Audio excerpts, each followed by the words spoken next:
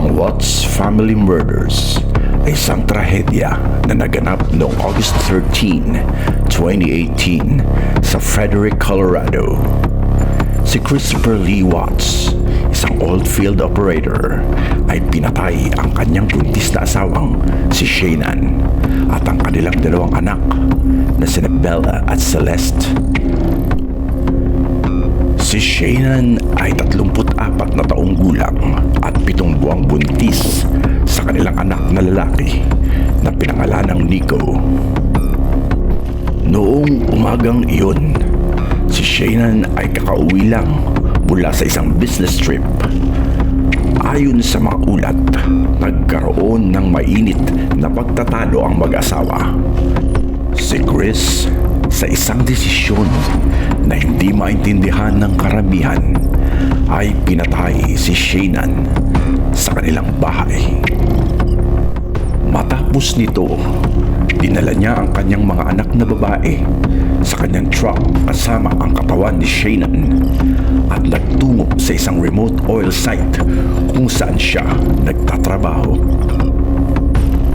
Sa site na iyon, si Chris ay sinakal ang kanyang dalawang anak at itinago ang kanilang mga katawan sa mga oil tanks.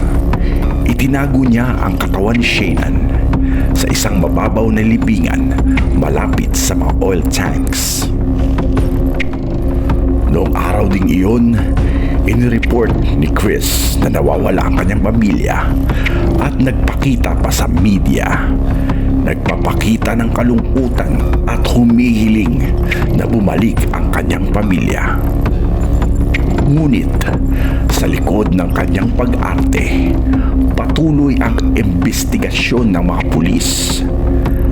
Nang hanapin nila ang mga ebidensya, nahuli nila si Chris sa kanyang mga pagsisinungaling.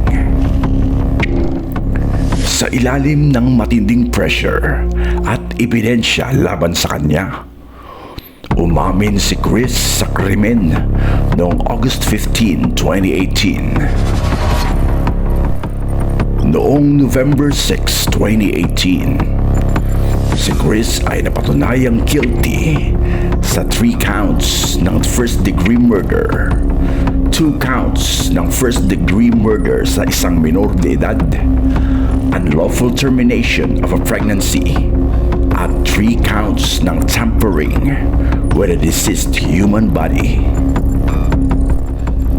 Bilang kapalit ng kanyang plea deal para maiwasan ang death penalty, siya ay hinatulan ng 5 habang buhay na pagkakakulong na walang posibilidad ng parole.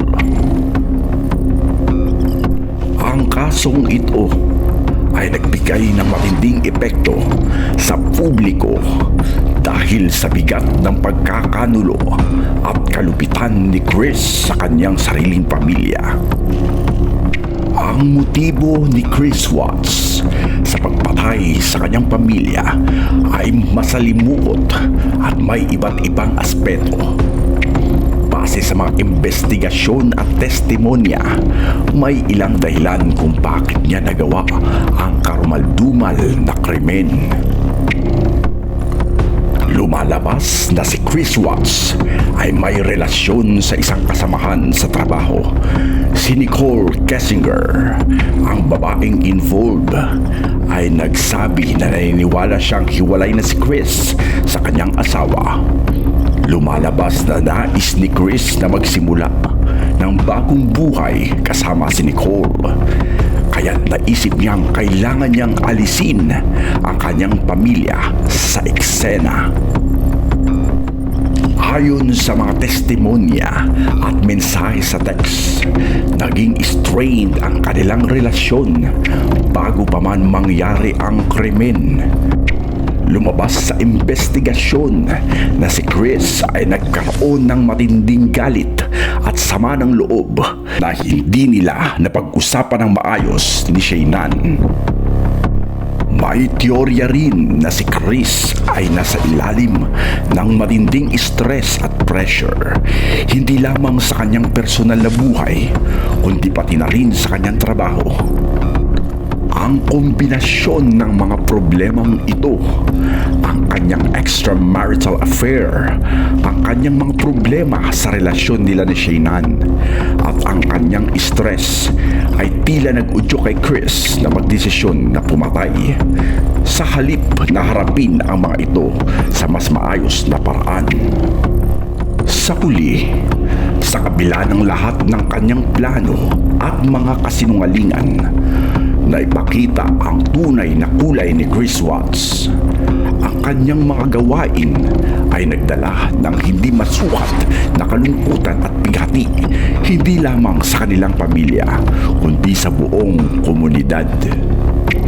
Habang si Chris ay nagdurusa sa habang buhay na pagkakakulong, ang alaala ng kanyang asawang si Shaynan, ang kanilang mga inosenteng anak na sina Bella at Celeste, at ang hindi pa sinisilang na si Nico ay mananatiling buhay sa puso ng mga taong nakakilala at nagmamahal sa kanila.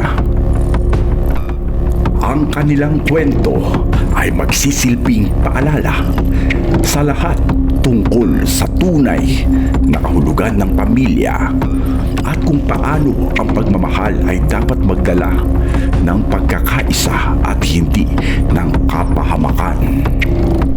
Sa bawat taon na lumilipas, habang ang kanilang mga pangalan ay inaalala, ang kwento ng Watts family ay magsisilbing babala sa lahat na ang tunay na halaga ng pamilya ay hindi dapat ipagpalit sa pansamantalang ligaya, at ang pagmamahal ay dapat palaging manaig sa kahit anong pagsubok. Nagustuhan niyo ba ang topic natin ngayon? Ibahagi ang inyong opinyon o komento sa baba at atin niyang babasahin. And don't forget to share, like, and follow our page para updated kayo sa mga bagong video na gagawin natin.